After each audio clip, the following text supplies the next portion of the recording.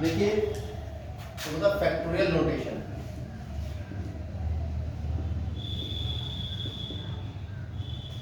या तो ऐसे दिखाते हैं या ऐसे, ये दो निशान होते हैं। जैसे हम लिख रहे हैं, मान लीजिए 4 फैक्टोरियल, तो इसका मतलब है 4 से शुरुआत करो और गुणा करते हुए 1 तक पहुंचो। फैक्टोरियल का एक निशान ये भी होता है, मतलब या तो ऐसे लगाते हैं फैक्टोरियल को या ऐसे। कुछ किताबों में ऐसे होता है, कुछ किताबों में ऐसे होता है। मतलब एक ही है दोनों का कि जो भी अंक दिया उससे शुरुआत करो और उससे गुणा करते हुए कम करते हुए 1 तक पहुंच जाओ। अब 1 का फैक्टोरियल कितना होगा? 0 का फैक्टोरियल कितना होगा? 1 होगा, याद रखना इसे। ठीक है, इस पर फिर कभी बात करेंगे। ठीक है, तो 0 का फैक्टोरियल भी 1 होता है और 1 का फैक्टोरियल भी 1 होता है। उसके अलावा अगर मैं n का फैक्टोरियल निकालूं, n एक प्राकृतिक संख्या है, तो क्या आएगा? n से 1 कम करो, n माइनस 1 और कम करो, n माइनस 1 और कम करो, करते रहो फिर 3 2 डॉट का मतलब मल्टीप्लाई। अगर यहीं पे रोक दूं तो 1 से लेके यहां तक का मल्टीप्लाई किसके बराबर होगा? आप देख लो ना भाई, n का फैक्टोरियल क्या था? n शुरू करो, n से 1 कम करते करते 1 तक चले गए। अब अगर मैं यहाँ n के बाद यहाँ से देख रहा हूँ तो n माइनस 1 से 1 कम करते करते बनता जा रहा है, तो ये किसका फैक्टोरियल होगा? n minus 1। या n माइनस 1 इसके बाद किसका फैक्टोरियल आ जाएगा? क्लियर हो रही है बात? ये किसके बराबर है? फैक्टोरियल। कोई दिक्कत इसमें? अब सवाल देखते हैं।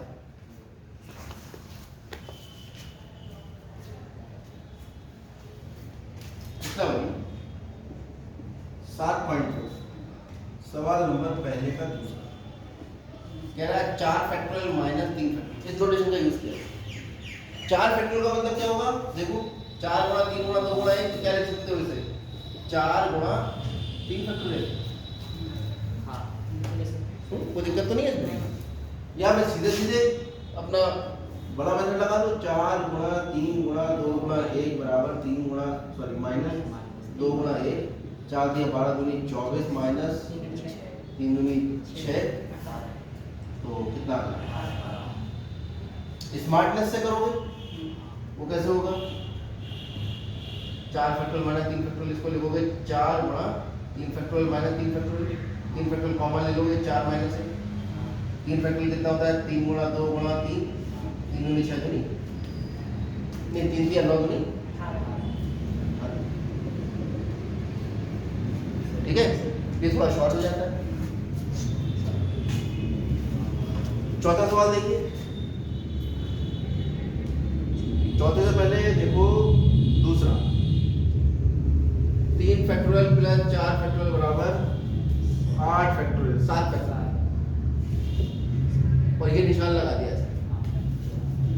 ये कह रहा है बताओ सही है गलत है? क्या होना चाहिए? 4 और 3 तो 7 ही होता है। 3 का फैक्टोरियल 4 का फैक्टोरियल जोड़ोगे तो कितना फैक्टोरियल आना चाहिए? 7 का आना चाहिए। चलो देखते हैं LHS लेके। 3 फैक्टोरियल प्लस 4 फैक्टोरियल, 3 फैक्टोरियल का मतलब 3 गुणा 2 गुणा 1 प्लस 4 का मतलब 4 गुणा 3 गुणा 2 गुणा 1, 3 दूनी 6 और 6 चौक 24, कितना होगा? 30। LHS 30 आ गया। RHS देखते हैं। 7 फैक्टोरियल 7 गुणा 6 गुणा 5 गुणा 4 गुणा 3 गुणा 2 गुणा 3। इनके फैक्टोरियल याद कर लो। 3 का फैक्टोरियल 6 होता है, 4 का फैक्टोरियल 24, 5 का फैक्टोरियल 120, 6 का फैक्टोरियल 720, 6 तक याद करो तो 7 गुणा 720, 6 पंजे 30 और 4 दिया 12 दूनी 4 दिया 12 और 3 दूनी 6 60, 12 6 720। अब इनके 7 से गुणा करें, 7 0 0 7 दूनी 14, 7 7 49।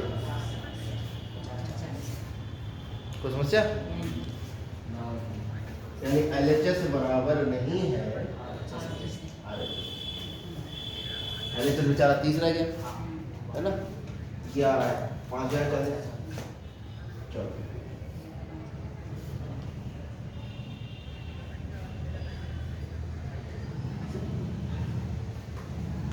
किताब बना के देखना है तुम्हें, हमने बताई है ML खन्ना वाली, उसमें देखना है फैक्टोरियल कितने जबरदस्त सवाल होता है।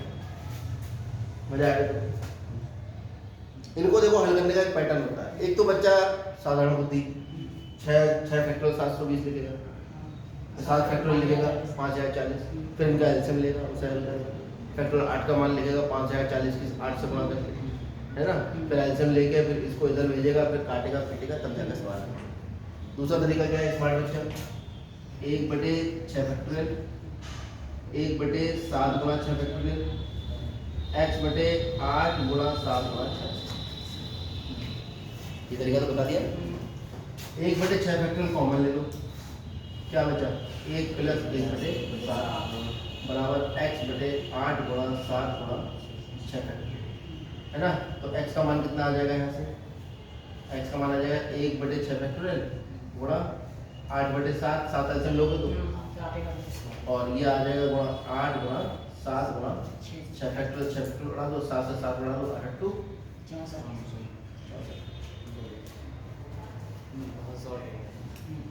और जो बच्चा पूरा खोल के करेगा इसे, वो पेपर देके जब आता है वही कहता है 3 घंटे कम देता पेपर पर पड़ा। ये आप अक्सर देखेंगे 11th का बच्चा, कई बच्चे जब आप बात करोगे तो एक बच्चा तो 2 घंटे में करके निकल रहा है ना। और एक बच्चा 3 घंटे, इंटेलिजेंट है वो, जो 3 घंटे ज़्यादा टाइम दे रहा है वो इंटेलिजेंट बच्चा है। उसने ये सोच रखा फैक्टोरियल 6 क्या होता है, उसे पता है। बताओ वो गलती है क्या उसकी, फैक्टोरियल 7 का मान लिख रहा है, वो एलसीएम ले रहा है, हल कर रहा है। लेकिन आपके पास कितनी ताकत है इससे कोई मतलब नहीं, आप कैसे प्रयोग करते हो, यही आपका 11वीं कक्षा। गणित में यही तो है, गणित में आप किसी चीज़ को कैसे हैंडल करोगे। कभी तो गणित का बच्चा हर जगह जो तेज है वो तेज माना जाता है, ठीक है। चलो आगे,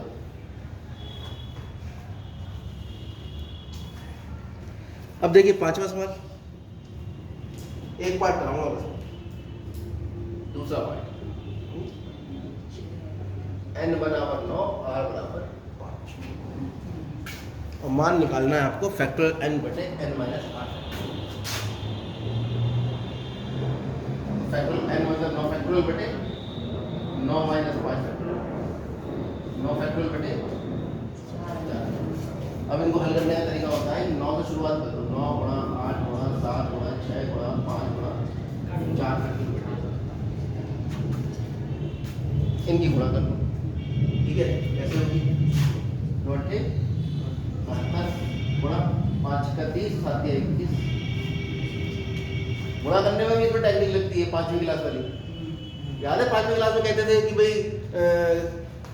मतलब सही क्रम चुनकर गुणा करिए, तो उसमें एक ऐसा होता था 4 संख्या लिखी, 2 की गुणा करके 0 आ जाता था, पहले उनकी गुणा करते थे। जैसे 25 गुणा 50, 25 गुणा 245 गुणा 425 गुणा 4 लिखा है, तो पहले 25 और 4 की गुणा करेंगे, 25 चौका 100 आ गया, है ना। तो यहाँ पर इस चीज़ों का विशेष ध्यान रखना है, इसमें यही करना है। अब जो बच्चा ऐसा करने लगा 9 × 72 सत्ते छिक्का, फिर पंजे हो गया, और यहाँ जो 10 लगा है 6 × 5 = 30 और 7 × 21, 1 0 बढ़ा दिया, इसकी करिए। अब 21 से 72 ही गुणा पड़ी आसान, ठीक है। ये डिसाइड करेंगे क्वेश्चन कितनी देर में होगा। कैलकुलेशन अपनी स्ट्रॉन्ग कर लो इस चैप्टर के लिए। अच्छा,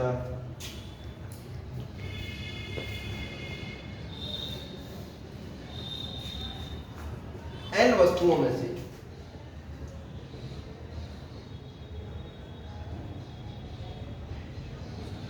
r वस्तु चुनने पर क्रमचयों की संख्या,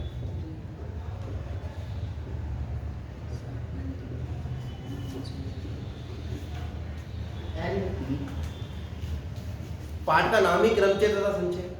क्रमचय क्रम से चयन, जैसे अगर आप A B C 3 को चयन कर रहे हो तो AB BC CA BA CB और AC,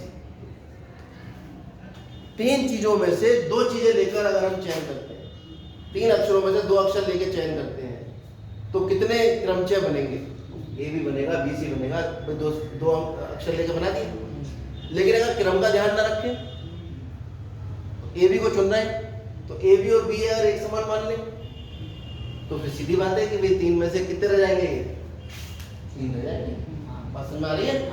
तो क्रमचय और संचय में अंदर ये है कि क्रमचय में क्रमों की संख्या, 3 वस्तुओं में से 2 वस्तुएं चुनकर क्रमचयों की संख्या कितनी आ गई? 1 2 3 4 5 6। और 3 वस्तुओं में से 2 वस्तुएं चुनकर संचयों की संख्या। संचयों का मतलब क्रम का ध्यान नहीं रखा जाए। तो क्रम का ध्यान नहीं रखा जाएगा तो इसका मतलब यह है कि क्रम का कोई प्रभाव नहीं है। ए बी और बी एक समान, बी सी और सी डी एक समान, ए सी और सी। तो संचयों की संख्या कितनी आ गई? 3। और क्रमचयों की कितनी आ गई? क्लियर हो गई बात? तो क्रमचय को पी से लिखते हैं, परम्यूटेशन। इसलिए इस चैप्टर का नाम है पी एंड सी। ये कोई कंपनी नहीं है। परम्यूटेशन एंड कॉम्बिनेशन, क्रमचय तथा संचय। यहां से शुरू हो गए। n वस्तुओं में से r वस्तुएं चुनने के क्रमचयों की संख्या होती है NP/r। और NP/r का सूत्र होता है फैक्टोरियल n बटे n माइनस r। अब आप से कहेंगे 5 वस्तुओं में से 2 वस्तुएं चुनने की क्रमचयों की संख्या निकालो। 5p2 और NC 5p2 का मान कितना हुआ? फैक्टोरियल 5 बटे 5 माइनस 2 फैक्टोरियल। तो जो सवाल हमने सीधे सीधे कर दिए थे वहां पर फिर हम क्रमचय लगा के भी उनको हल कर सकते। आगे अभी दिमाग पे ज्यादा लोड नहीं डालेंगे।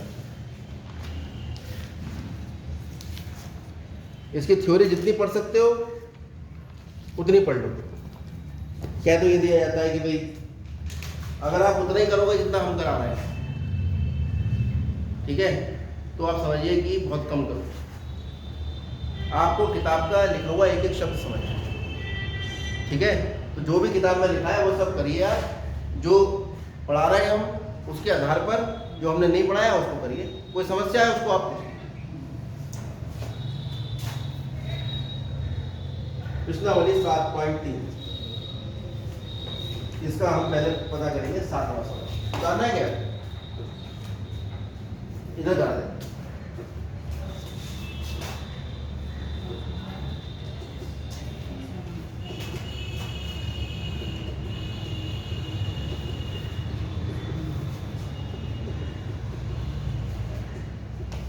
इसका सबसे पहले करेंगे 7वें का पहला सवाल। उसने दिया है 5pr बराबर 2 गुणा 6pr, ठीक है। चलो मान लगाओ यार 5pr कितना है? फैक्टोरियल 5 बटे 5 बराबर 2 गुणा फैक्टोरियल 6 बटे 6 माइनस r माइनस 1 फैक्टोरियल। चलो ये तो हो गया 5 फैक्टोरियल बटे 5 माइनस r फैक्टोरियल बराबर 2 गुणा, इसे लिख लो 6 गुणा 5 फैक्टोरियल बटे 6 माइनस r प्लस 1 फैक्टोरियल 5 से 5 हो जाएगा।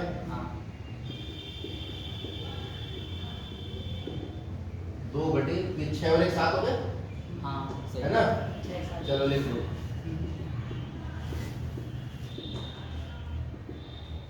और ये बचा 6 दूनी 12 बटे, इसको लिखोगे 7 माइनस 8, तो उससे अगले में कितना बचेगा? 1 कम, यानी 6 माइनस 8।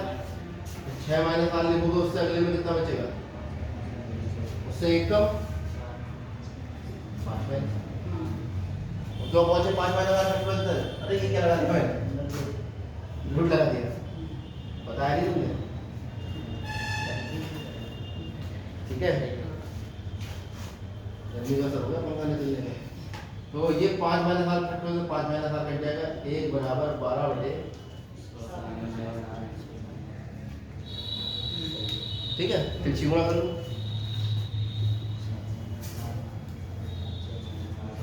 आप एक चीज महसूस करेंगे इन सवालों को, अगर आप फ्लो में चल रहे हो, मतलब जो सही तरीका का सवाल है उसे सही तरीके से हल करो तो सवाल बड़ा आसान लगेगा। और अगर आप फंस गए, जैसे ये 7 माइनस 8, अब इसे कैसे हल करोगे? इसको हल करने का एक ही तरीका है, 7 माइनस 8 लिखो, उससे 1 कम वाला। दोनों में से अगर मान लो 5 माइनस 8 से शुरू करा होता पहले तो 5 माइनस 8 लिखते, फिर 4 माइनस 8 लिखते, फिर 3 माइनस 8 लिखते, तो लिखते रहते, सवाल ही हल नहीं होता। और 7 वाले साल शुरू करा तो 5 वाले साल आ गया, आराम से कट गया। यानी आपको अपना दिमाग खुला रखना है। अगर 2 फैक्टोरियल है तो पहले बड़ा वाला चुनो,